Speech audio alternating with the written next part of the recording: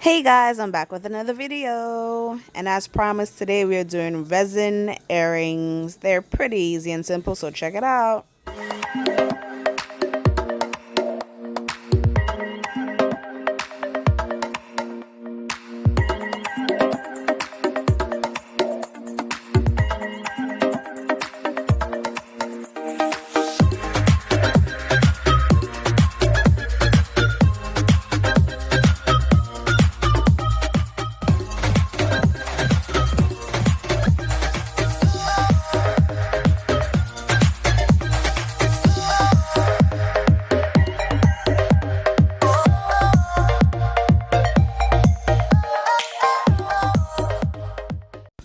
So welcome to the second episode of SunDIY. And today you're going to need epoxy.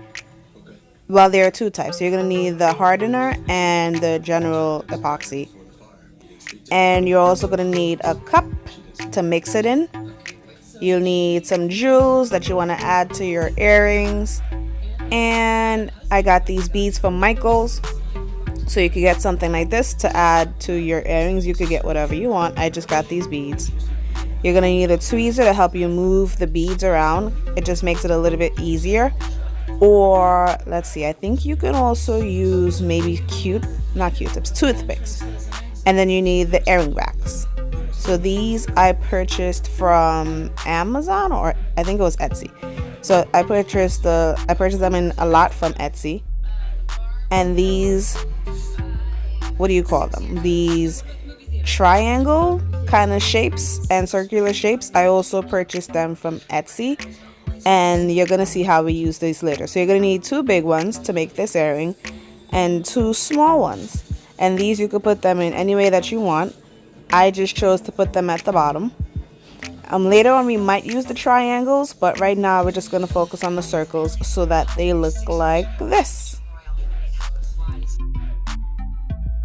So resin jewelry is all about how you mix it. So it's very important how you mix the resin, the coating and the hardener to get the consistency that you need.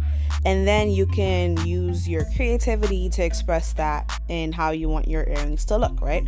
So first and fundamentally, you have to make sure you're mixing the epoxy the right way. That's like the hardest thing. So this one comes with an A and a B. A, I believe, is just like the regular coating, which gives it that shine. And then the hardener, you would want to add a little bit more hardener because you want it to harden a little faster. So the first time I actually started doing this, I was not adding a good ratio of the hardener. And it took so long for it to dry, right? Like it took a really long time. So here I'm going to pour A. So A is just a little bit of the epoxy coating. And then you want to add, I want to say double the amount. So this is a little bit here. This is like, I want to say like a teaspoon. Or maybe more tablespoon. And if you're doing that, you want to double it up for the hardener. So you're going to add more hardener because it's going to take long to harden if you are adding the same amount. So it's not going to be the same ratio. You're adding more hardener than you are the regular coating A. And usually when you buy the epoxy, there is usually 2 bottles that it comes in. So, I forgot, you also need, well, you don't need these, but I use these because these are so much easier to help mix it and to help pick up the epoxy. So once you pour your mixture in, you start mixing it around. You see right now it's pretty drippy, but once you start to mix it around, you see that it starts to get harder right away. So that tells you that that is a good consistency. It's not dripping anymore, right? You want to mix it around for maybe about a minute, 2 minutes. You could leave it to sit for a little while, but once I start preparing the materials, that's enough time for it to get hard. So I'm also gonna just cover my work surface with some paper because it gets a little bit messy. I think it's best to use, well, I used to use the laminating sheets because it was what I had, but a kind of clear plastic sheet is best opposed to the paper because the paper is gonna make it harder to cut later on. I just got accustomed to using the paper, but I'm using the paper also just to cover the worksheet. But when you're using the epoxy, I think a clear sheet, like the laminating sheet, or even just a sticky sheet, or even tape I've seen people who just use tape, and that works so that it makes it easier when it's actually time to take off the resin. You'll see later on in the video, because I had a hard time with the white paper, like to peel off the back and all that, it makes it harder. But a clear sheet is perfect for this, or tape. I think tape is pretty good too. Clear tape.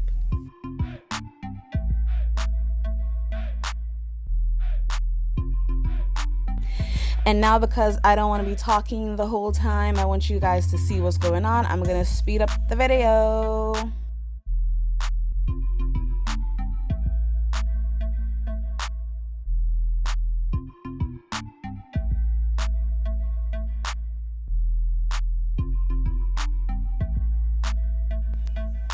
So guys, guess what? The giveaway started, right? So it started Saturday, September 14th, and that was, it's a busy weekend because it's my birthday weekend. And don't forget to enter. There's been a lot of entrants so far, and this time I think I'm gonna do the actual counting a little bit different to find the winner.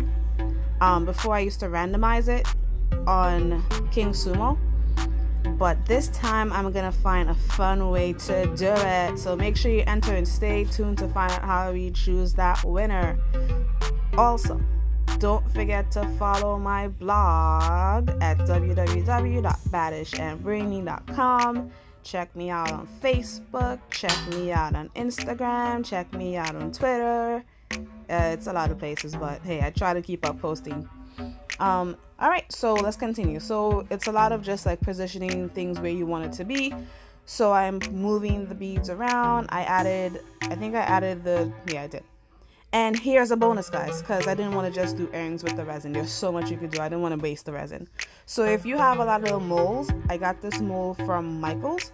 You can fill the mold with the resin. This is the best, perfect, most beautiful way to do resin jewelry. So the earrings itself are hard.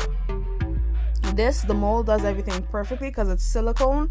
Once you let it dry overnight, you slide it right out and it's perfect.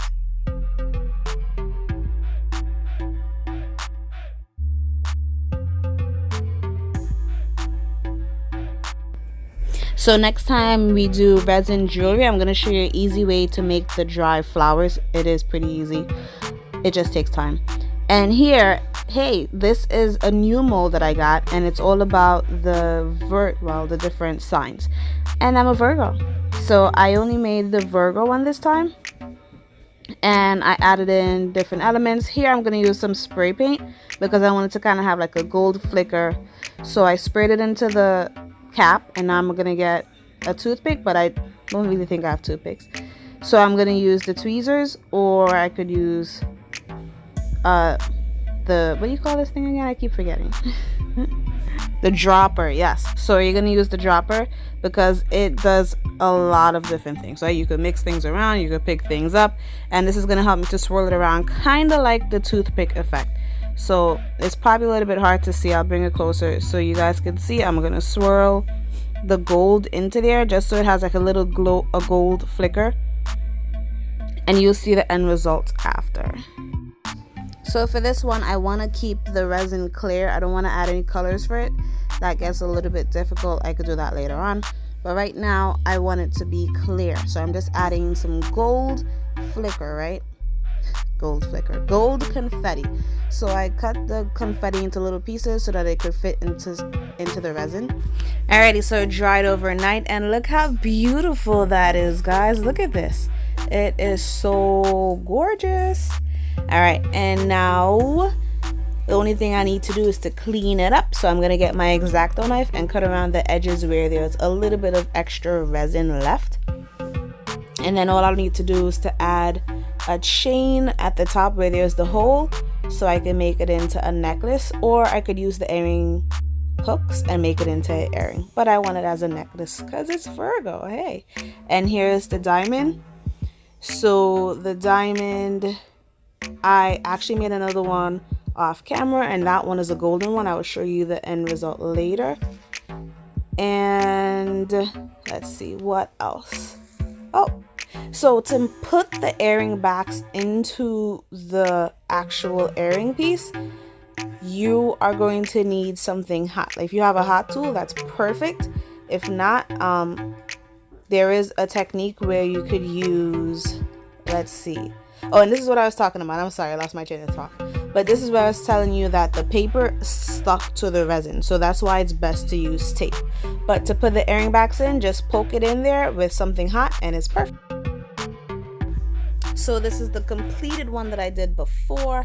I did not fully complete the second one because I don't think I'm going to be using these earrings. Well, this one came out really nice, but I didn't put the earring back in because I don't plan to, I'm not a hoop earring person, so I don't plan to wear hoop earrings.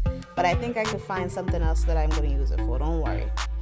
And next up here is the flower.